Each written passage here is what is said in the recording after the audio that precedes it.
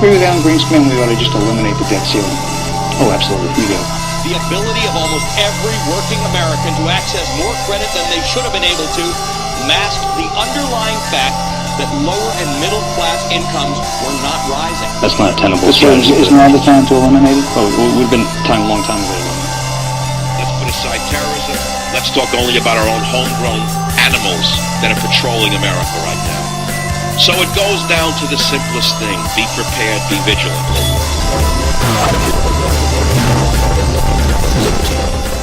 Kip Kinkle, Prozac, shot 22 classmates, killing 2, 1998.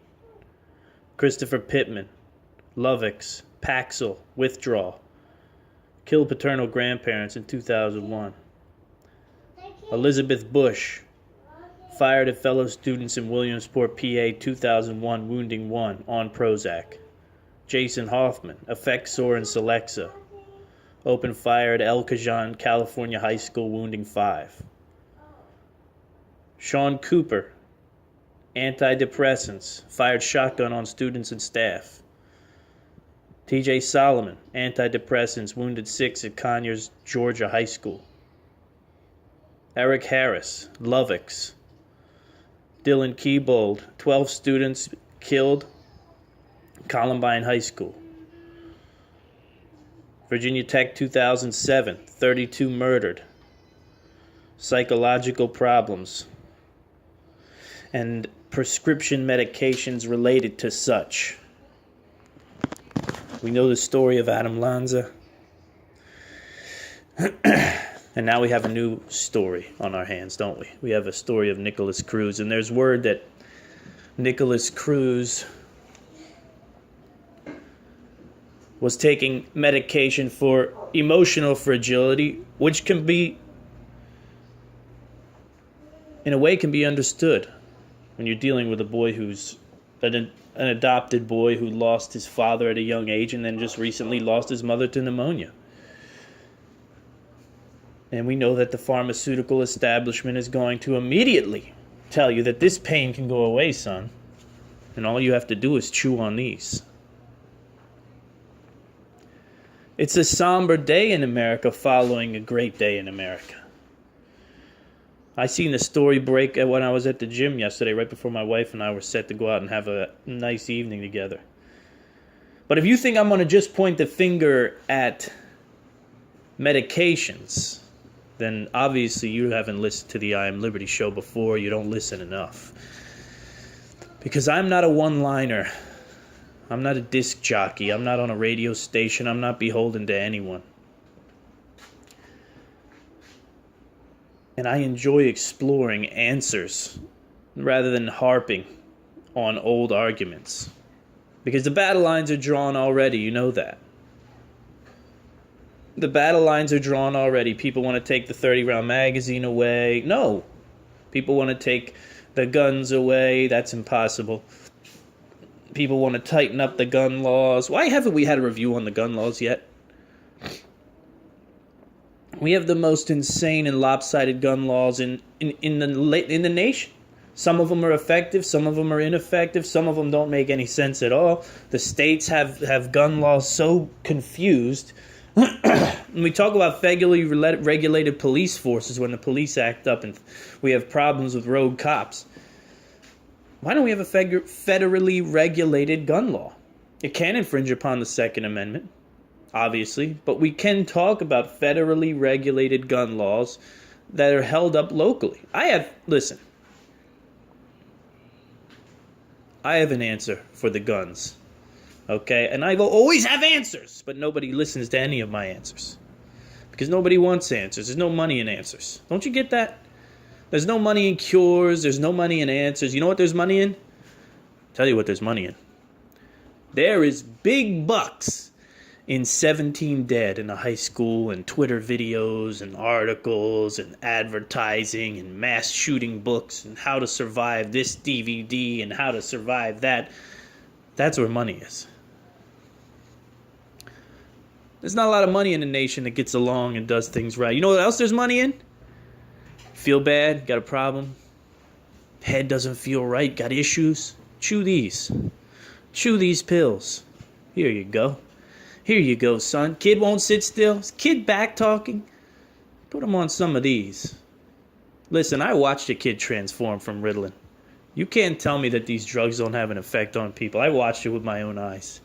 I've seen kids turn into monsters with my own eyes. Kids that I sat next to in school.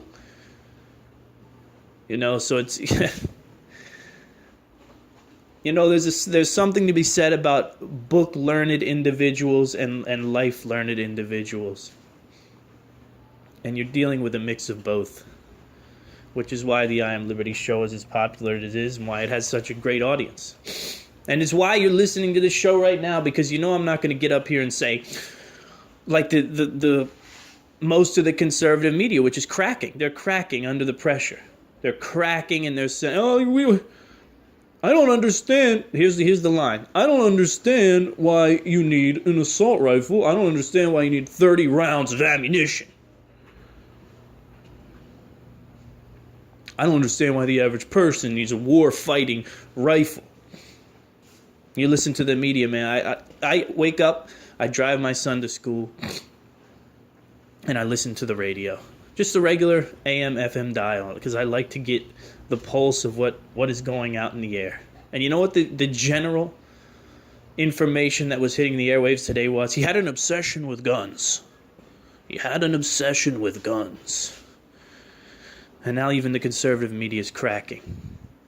I don't understand why anybody needs an assault rifle. I just don't really understand. I don't understand a lot of shit about life. I don't understand 50% of the choices that people make. I don't understand why people don't use their turn signal.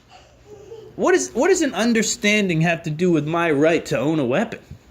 What does your lack of understanding of why I need... Don't you understand you live in America? You have to understand that you live in America, and you cannot start chiseling away people's rights to own certain things because you don't understand it. I don't understand why anybody would need a gun like that. What the hell does need have to do with anything? Right? If we lived by our needs alone, it'd be a much better nation to begin with. I don't understand why people put tattoos on their face. There's a lot of things I don't understand. But that doesn't mean I would say, oh, we can't have that anymore. We shouldn't have that anymore. Right? I don't understand how we let people from countries come in the nation that aren't illegally allowed to be here, and then we also deport them 45 times, they still come back and kill someone. You want to talk about something that's hard to understand?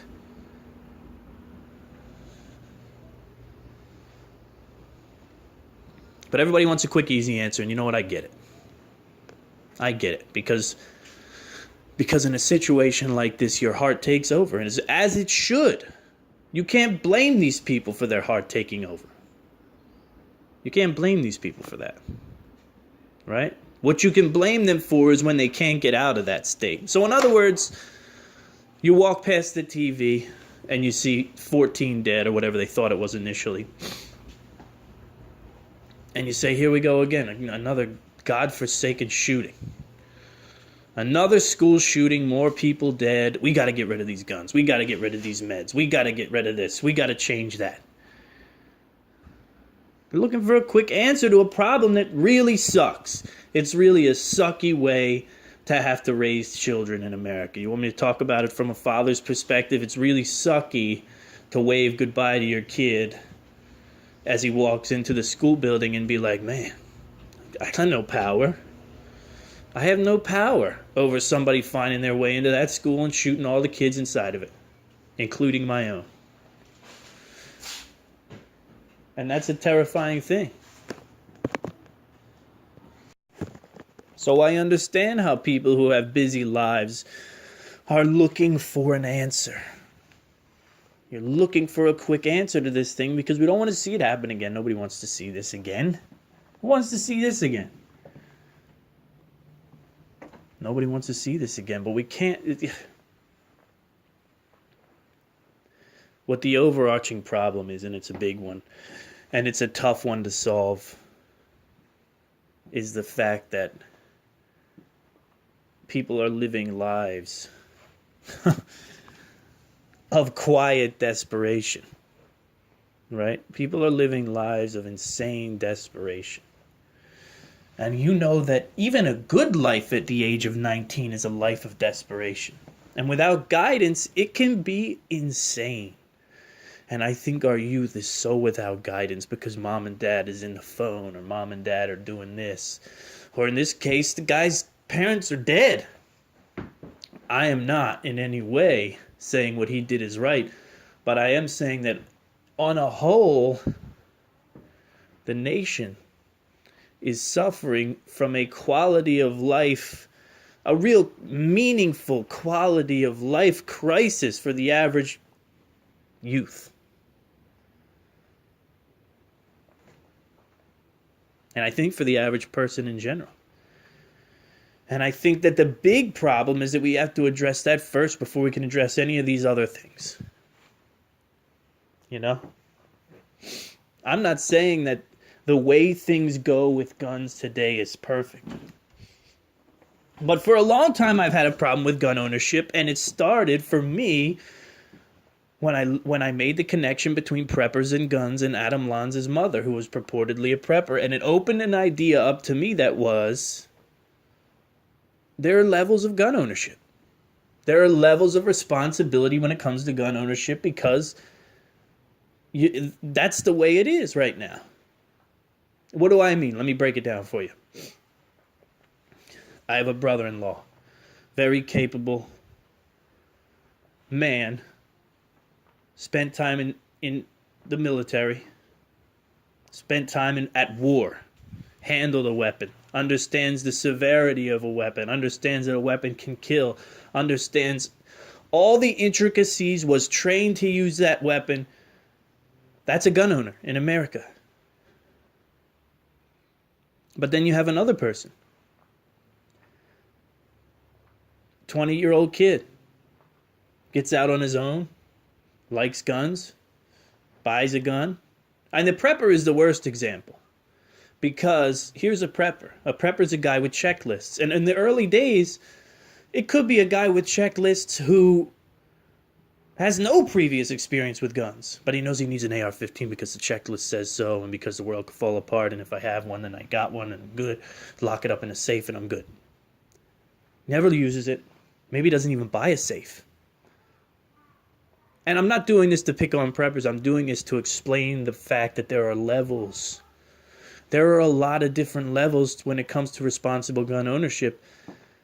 And that is the problem that we can address that is safe. It's safe ground to walk on for all parties. Right? So it's not ignite the right wing and ignite the gun owners in America by saying you want to take this away, you want to take that away, you don't need this gun, you don't need that gun. Who the hell do you talk to where that's a good way to talk to someone? You know, unless you're disciplining your child, who do you talk to who say, well, I don't think you need that? Hey, grown adult, I don't think you need that. I don't understand why you need that.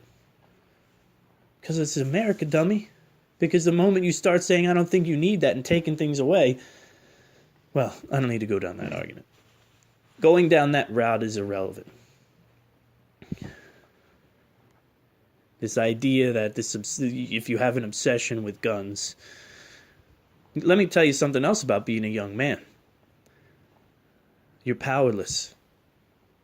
You have nothing. You have no power. You have no career. You have nothing. You don't know where you're going in life. When you're 19 years old, you don't know shit. You don't know anything. You have no idea where you're going, what you're doing, what your life's going to be like.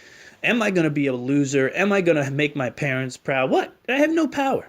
On top of it, I got to do this. I got to do that. My boss tells me what to do. My mom tells me what to do. This person tells me what to do. And on top of it all, I live in an area that's not great. Maybe I could be killed at any moment, mugged, robbed, whatever it is. And when you buy a gun for the first time, you realize that there's power in that and there's control in that. And it's not power and control over people if you're, a sensible person.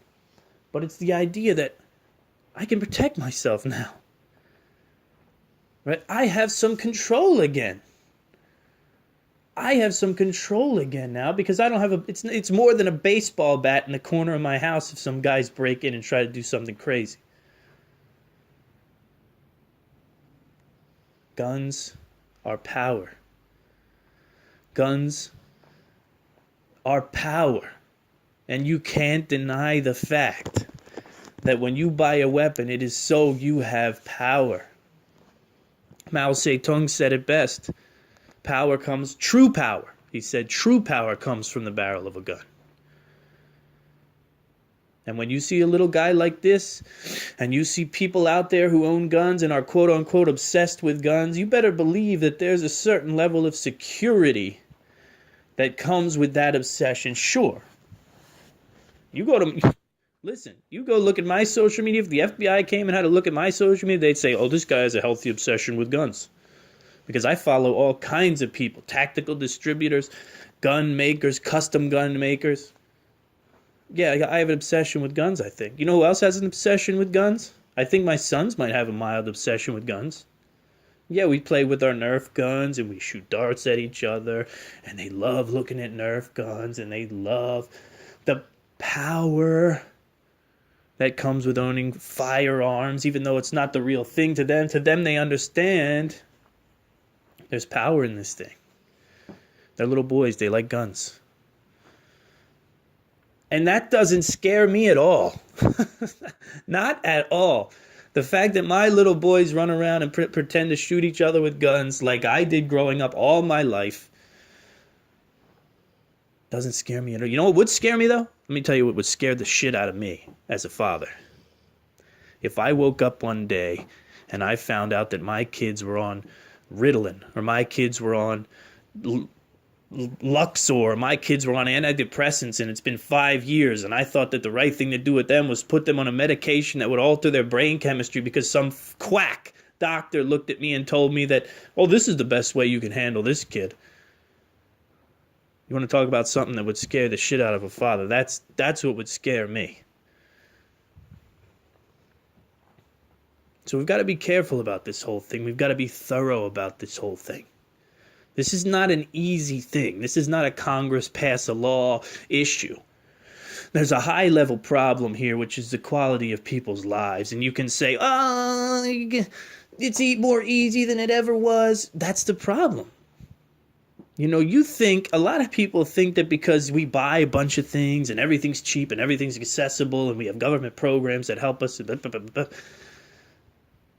they think that it's an easy life. Therefore, you shouldn't have problems.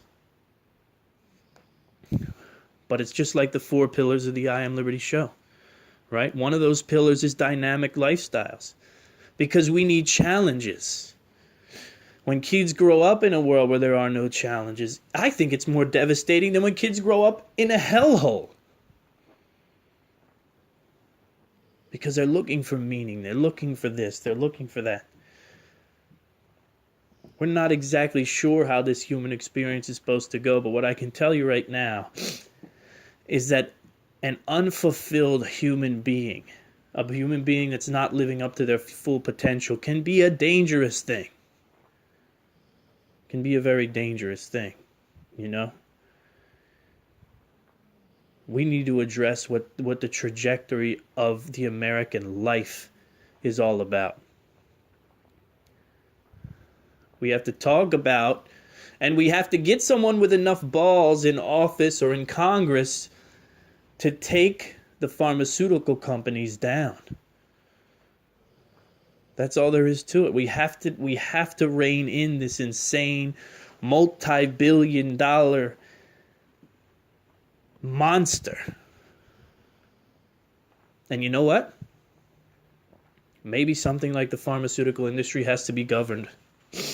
Maybe it has to be run by the federal government. Maybe it's an industry that doesn't need to be privatized. Did you ever think about that? I know that goes against a lot of things, right? But I'm a free thinker, okay? You're not going to put me in a box. You're not going to call me a name and put me in a box and throw me on a Fox News channel. You won't find me there. You won't find me on CNN. You'll find me broadcasting from my bedroom, pacing, because I'm trying to figure this thing out. And then there's the gun issue. If you think I'm going to take take this issue apart without addressing guns, you're crazy. And the best that I can come up with, and what I think is really worth discussing, is proficiency above all. A proficiency with the firearm. And I think that in the United States of America, you should have access to whatever the hell weapons you want. Whether they were war-fighting weapons or not is completely irrelevant. But, let me put it this way. This is what I think should change. I don't think your first weapon you buy needs to be a war-fighting rifle. I think that there should be a tiered approach to gun ownership based on proficiency. Yes, write it down, email it to your congressman. We should have a tiered approach to proficiency. And that's how gun ownership should be approached. Well, let's talk about the tiered approach, okay? In the old days, kids would start out with a .22 long rifle, right? You start out with a .22 long rifle, you're shooting a small round. You're learning how to fire a gun, you're learning how to aim, you're learning about what a gun is. I don't understand why we can't start a program or a proficiency level sort of law that puts you with someone in your neighborhood, someone in your town who is a trained instructor. And yes, you got to pay for it. What's wrong with that? You got to put the money out. You got to show some dedication. Listen, buddy, if you've got $800 to drop on an AR-15, then you can put another $50 out to get with a trainer to prove that you can use the weapon. Because proficiency, from my standpoint, I want people carrying concealed, and I want people who can take out bad guys while they carry concealed. What I don't want is a guy who doesn't know how to use a gun to begin with carrying concealed and winds up shooting at a bad guy, misses him, and hits me in the car behind him. These are the things no one teaches you when you buy a gun. You go buy a gun, nobody says, like they do in a hunter's training course, hey, know your shot and know what's beyond it. Know your shot and know what's behind it. Nobody says that. Nobody says, hey, look, you conceal carry? Listen, if you're in an active shooter situation and you pull your gun out, you're likely to get shot by the cops. Because they don't have any idea who the hell you are or who the hell's firing the guns. All they know is there's a guy with a gun pulled, shoot him. A tiered level of proficiency and training is how we should approach gun ownership in America. Nobody will hear this. It's what kills me. But I'm a man of good ideas, and they'll keep coming, and I'll keep pressing them. But if you want to do guns right in America, and you want to appease both parties, and you want to make sure that Americans have access to all the guns they want, and you want to make sure that those guns are in the hands of capable people who are trained, and if you want to make sure that those people are under the watchful eye of someone who knows what to look for, i.e., this dude's a fucking nut, let's maybe not give him his grace to get the next level or the next caliber or however it goes. I think these are important things. And of course you can argue the fact that there are maniacs who'll be perfectly proficient at shooting all weapons and they'll learn the train. But, we can't stop it all. I'm offering an idea that'll work, and I'm offering an idea that I think most people will buy into. And that is, if you want guns, then you have to go through a graduated proficiency test before moving from one caliber to another, from one type of gun to another. And you have to do it alongside someone who knows what the hell they're talking about. You do it alongside someone who could say, you're doing this wrong. And they can also look at you from the standpoint of, I'm an American citizen, how do I feel about it? You spend more time with a gun owner. There's something to be said about spending time with a gun owner.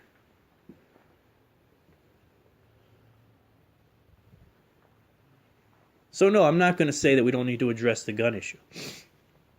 But I think you attack the gun issue from a proficiency level. I also think if we're going to let the pharmaceutical companies just spread mind-altering drugs around the whole entire nation, and then we're going to legalize other mind-altering drugs as well, then there has to be some sort of drug-gun balance here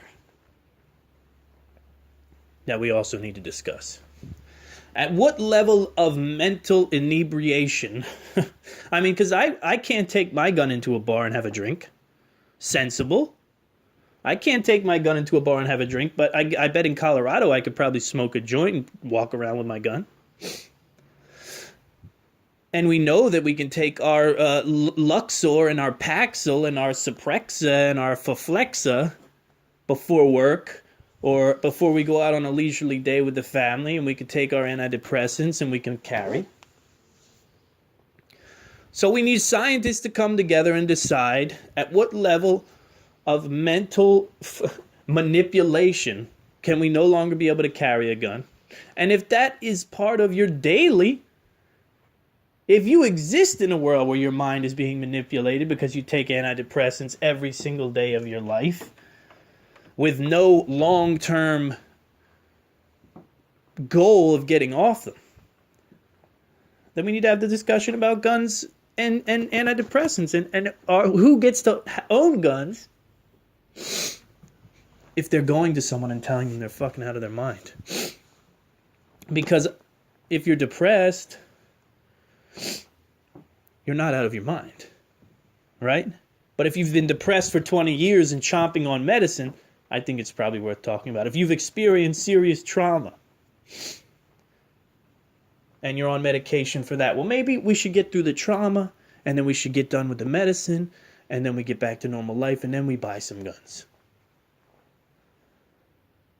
So you got to have a full path that runs through the liberal maniac world and through the right-wing world and winds up somewhere in between. You have to have a clear path, one that addresses things, because somewhere in between that right-wing, left-wing is what makes sense. You know? So what do I say? What else can be said? What else can be said on the topic? It's not an easy thing to figure. But it is one of the greatest challenges we're facing. And we have to do better. We have to do better at understanding what people are going through in life and fixing it. We've got to understand that life is fraught with traps now, and the traps don't equal death. The traps equal something which is much worse. You know, when you find out you've trapped yourself in a job and in a life and in a circumstance where now you have to spend the next 60 years of your life doing this thing that you hate doing, maybe with people that you hate,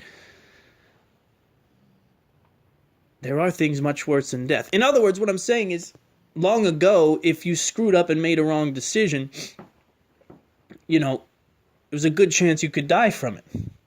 You know, I made the wrong step off the construction site. You get what I'm saying?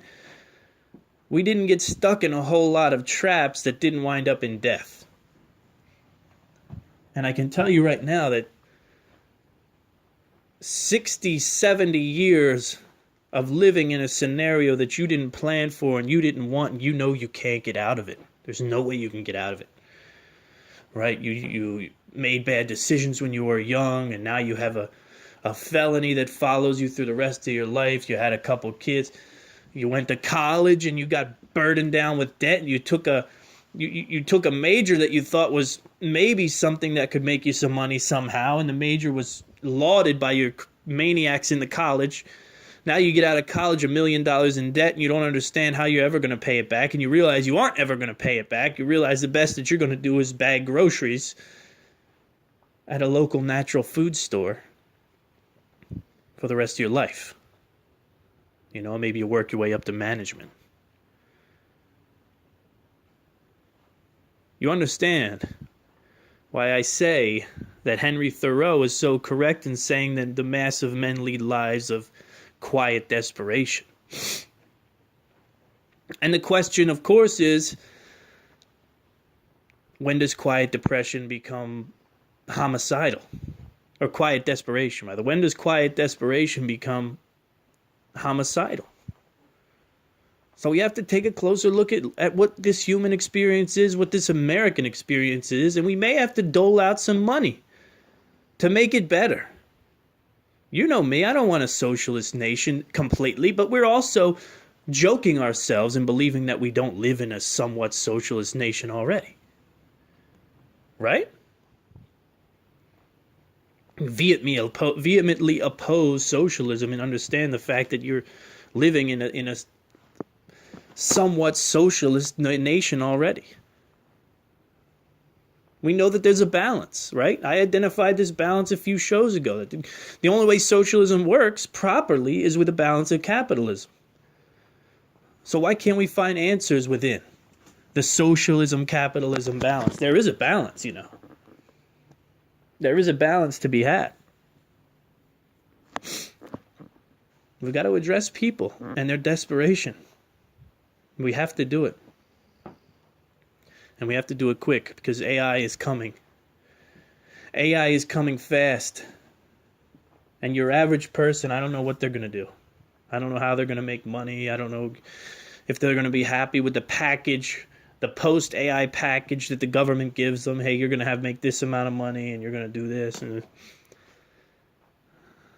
we need a course correct when it comes to this situation. And we need all of our money.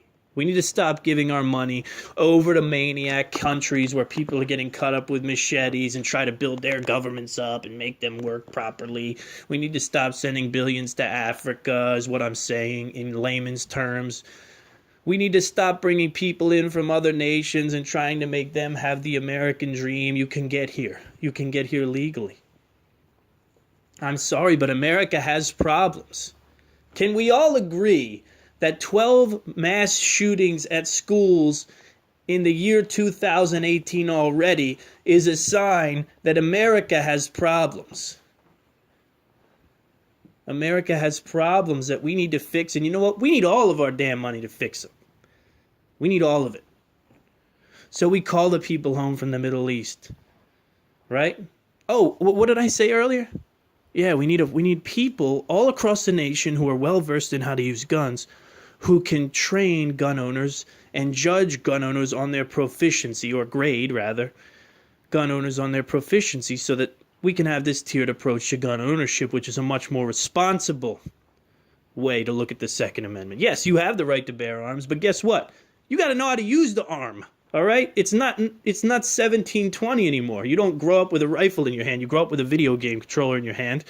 And then when you turn 20, you buy a gun you don't know how to use. It's not a good idea.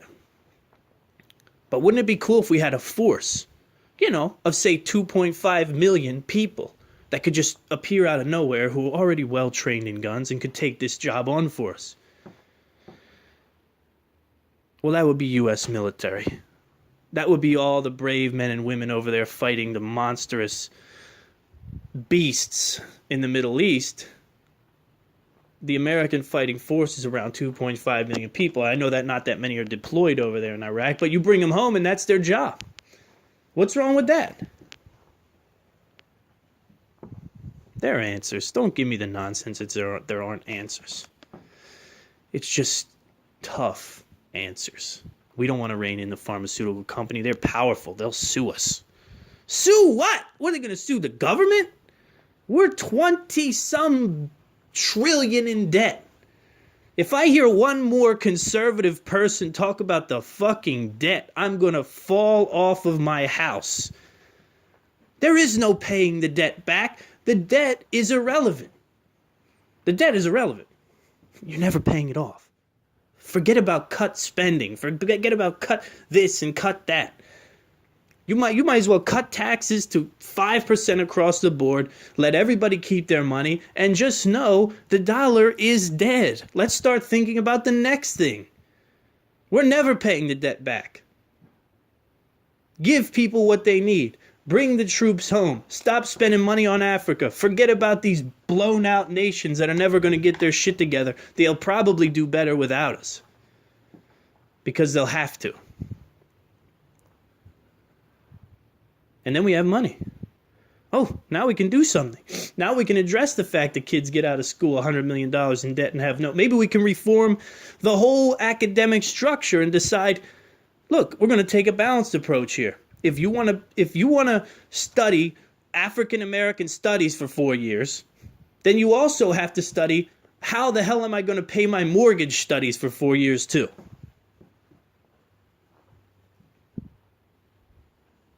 We have to look at life this way. I mean, it's just what it is.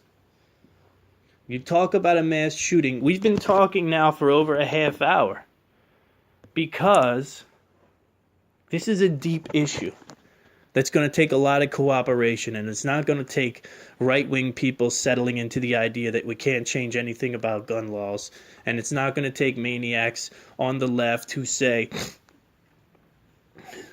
Republicans have blood on their hands.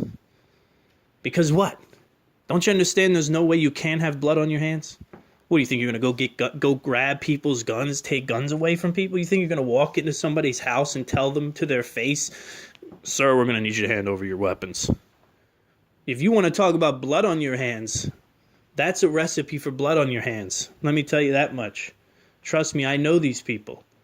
All right? These people listen to this show. I know them. And the one thing you don't want to do is show up with a fighting force on their front porch telling them that they need to unlock their gun safe and hand their guns to you because they've done nothing but been responsible gun owners their whole life. You can't take the guns away. Don't you understand that? But we can't go on the path that we're going. It's time for changes. It's time for cooperation. And unfortunately, I'm just a writer in the suburbs of Richmond, Virginia. Well, actually, I'm in the city limits, but neither here nor there. So that means even though I have a great audience, without you guys sharing this thing and sharing it like crazy and share it on Twitter, share it on Facebook, share it everywhere, and understand that we have a path out of this nightmare. We have a path out of this nightmare, and it comes with attacking the pharmaceutical companies and maybe taking that over. Maybe having the government so willingly took over so much they won't touch the pharmaceutical industry. Why do you think that is? Because you know there's something rotten in Denmark, to quote Clarence Worley. We know that we need a new approach to gun ownership. And it's not one that says you can and you can't because I don't understand why you want it. I don't understand why somebody needs to have it. It's nobody's responsibility to understand me. Okay? But there's responsibility that goes with being a gun owner. And right now, there are no protocols in place for that level of responsibility, that level of training, and that level of the word that I use, which is proficiency. Are we not responsible for being proficient gun owners? I think that's true. I think that's something that needs to be looked at. And of course, the overarching issue of what is the quality of the American life? What is the trajectory of the American life? What do people need to live rewarding lives? How do we deal with trauma? How do we deal with a child whose parents have both died? Medicines? Medications, you think? Listen, folks, this is not an easy issue. You're going to spend the rest of your day listening to a bunch of people trying to make it an easy issue, trying to throw easy answers on the table, and they're either going to piss you off or they're going to trick you into believing that it's right. But at the bare minimum, we need to address every single thing that I just talked about in this show. And that's it. That's the start. That's not even the answer. That's just the beginning. Now I got to get to work. The birds are chirping outside. It's going to be a beautiful day today. Share this thing, right? Get these ideas out there. If they die in the 1,000 or 5,000, however many people out there listen to this thing, then that's it. Then they die. You know? There's nothing else I can do. I'll write some articles about it. I'll spread them around. But at the end of the day, you folks who listen are the vehicle. Share this thing. Get these ideas out there. Share it with your representative. Share it with your congressman so they can sit down and listen to it and say, oh, okay, some of that kind of makes sense. It's either we take responsibility for our nation as people, as individuals, right? We spent 20 years, 30 years, 40 years, whatever, saying, the government, and the government, and the government, and the government, and the government, and the government. We spent all this time pointing our fingers at the government. Well, eventually we have to look at ourselves and say, what are we doing to make anything better? What are we doing? What are you doing? What are you doing to make this a better nation? Anything? Or are you too busy? I'm too busy. I've got to update my social media. I've got to pick the kids up. I've got to go here. I've got a job. I've got to do this. I've got hobbies. I need my life. Listen, click the share button. Click the link. Paste it in the social media, share it around. Tell people to share it. Tell people this guy has the ideas. This guy is the guy who can get us out of the rut, but somebody needs to find his voice and take it to somebody important enough and smart enough that they'll do something about it. Or maybe that person doesn't even exist. I don't know. Who knows? I don't know. Tune in next time. All right? If I ever do another show again. Because right now I feel like disappearing altogether.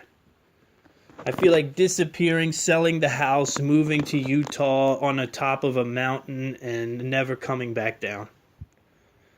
Because I don't have a lot of confidence in the fact that anybody wants to fix things in this country. I really don't. Prove me wrong!